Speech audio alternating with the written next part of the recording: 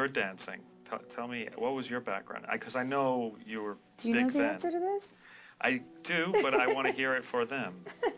I did ballet and other dancing too. I did like tap and like theater kind of Fosse stuff, jazz, until I was like 13. And then when I started acting more, I stopped because, as you know, I'm very extreme and I don't want to be the one taking like one class a week. I want to be the one in there like every day. Were you doing it a lot? 6 days a week, like a couple hours a day. Not just ballet, but some sort of dance.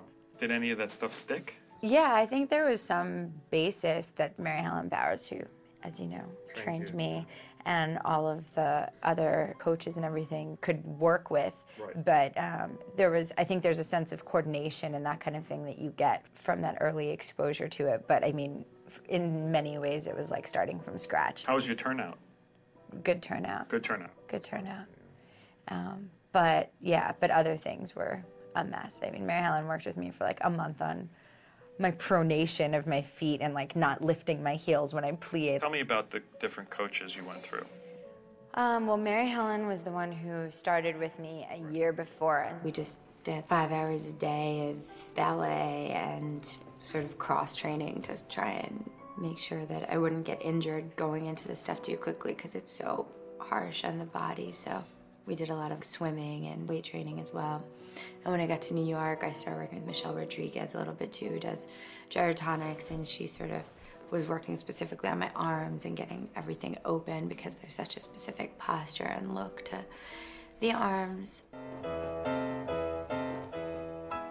And then they brought in Marina to do classes with me and Olga to do classes and Georgina Parkinson. And she, you know, she did all the specific swan arm kind of stuff. That evil force is pulling you that you can't escape. That's just like out of your control. And Benjamin, obviously, the choreographer. It's like really the dream people sort of giving me these sort of pointers. And then, I mean, Mary Helen was just there like every second, warming me up, giving me small pointers. I mean, things that, you know, like, I don't think I realized how much was like here too, that some of the most important notes were about where my head was placed or where my eyes were looking. Okay, thank you. Thank you, Nina. It's very nice.